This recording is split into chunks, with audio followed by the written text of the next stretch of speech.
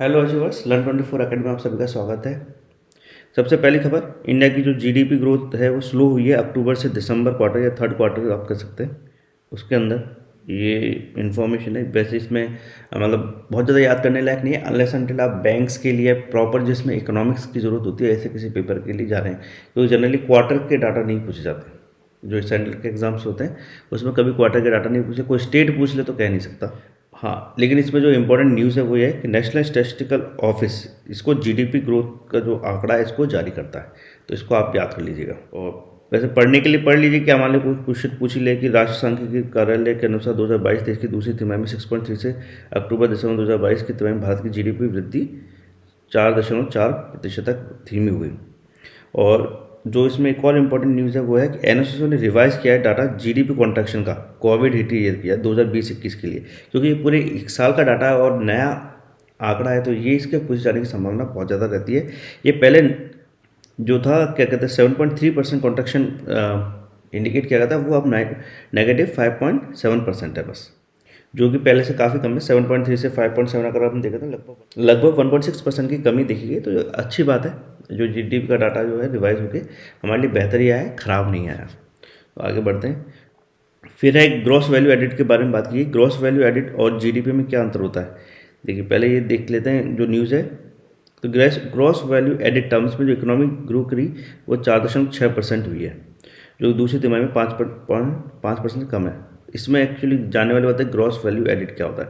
असल में क्या होता है, जीडीपी तो टोटल प्रोडक्शन होता है कि पूरे मतलब अगर राज्य की तो राज्य में, देश की तो देश में कितना जीडीपी प्रोडक्शन हुआ। ग्रॉस वैल्यू एडिट में क्या होता है कि प्रोडक्शन में से जो खर्चा हुआ उसको हटा देते हैं, तब ग्रॉस वैल्यू एडिट निकलती है। तो इसका मतलब ये है कि जैसे मान लिया आपने 100 रुपये कमाए, वो ठीक है, लेकिन 100 रुपये कमाने के लिए मान लीजिए आप दुकान तक गए या वो ऑफिस गए, है ना, और आपने 10 रुपये 20 रुपये का तो पेट्रोल ही जला दिया, 2-5 रुपये का खाना खाया, तब पूरे दिन में 100 रुपये कमाए। तो आपकी बेसिकली ग्रॉस वैल्यू एडिट तो 5 रुपये खाना और 10 रुपये पेट्रोल मान लें तो 15 रुपये कम हो गए, 85 रुपये ही रही। तो ये है ग्रॉस वैल्यू एडिट। दूसरी जो इंपॉर्टेंट खबर है कि मैन्युफैक्चरिंग सेक्टर ने कंटिन्यूसली जो सेकंड क्वार्टर है, मतलब दूसरी बार लगातार जो है कॉन्ट्रैक्शन शो किया। जो क्वार्टर 2 में 3.6% था, जो इस क्वार्टर में थर्ड क्वार्टर में 1.1% है। ये जो सब डाटा है तीसरी तिमाही का डाटा है, बेसिकली देख सकते हैं ये अक्टूबर से दिसंबर तक का डाटा है, अक्टूबर नवंबर दिसंबर। और चौथी तिमाही कौन सी होती है, जनवरी फरवरी मार्च, आखिरी तिमाही होगी, और इसका जो डाटा आएगा वो लगभग मई के महीने में आएगा। तो V Anand Nageshwar chief economic adviser है। इस पार्ट में से यही वो वापस रिपीट हो गया स्लाइड में। आगे बढ़ते हैं। लैंड ऑफ गॉड्स, देवताओं की भूमि किस राज्य को कहा जाता है। आज आप देख सकते हैं द हिंदू में ही बहुत बड़ा मतलब एडवर्टाइजमेंट आया जिसमें प्रधानमंत्री और पीएम मोदी और हरियाणा के चीफ मिनिस्टर का फोटो है। असल में G20 की मीटिंग हो रही है गुरुग्राम के अंदर, तो उसमें जो एडवर्टाइजमेंट है उसके अंदर उसको इनवाइट किया गया है सभी को कि लैंड ऑफ गॉड्स के अंदर। तो लैंड ऑफ गॉड्स का आंसर है हरियाणा।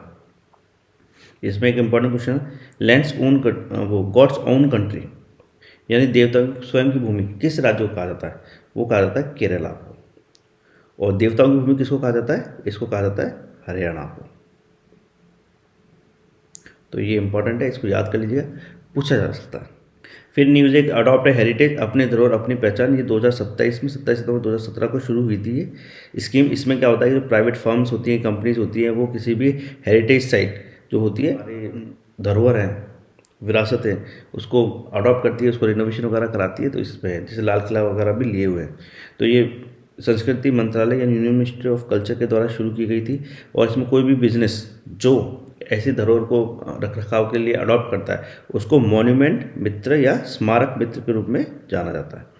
डाटा नहीं है लिखने के लिए, अगर आप मेंस वगैरह लिख रहे हो, कहीं एग्जाम में लिख रहे हो, तो बोलने अच्छा काम है कि 500 प्रोटेक्टेड साइट्स को इंक्लूड करना चाहती है 15 अगस्त तक, और उसके बाद 500 और मतलब चाहती है कि 500 जो साइट्स हैं उनको बिजनेस वगैरह ले लें उसका रख रखाव के लिए, और उसके बाद 500 यानी लगभग एक साल के अंदर 1000 साइट्स को अडॉप्ट करने का, मतलब दूसरों से अडॉप्ट करवाने का जो हमारे गवर्नमेंट है उसका प्लान है। फिर है यूरोपियन आयोग के अध्यक्ष यूरोपियन कमीशन प्रेसिडेंट उर्सुला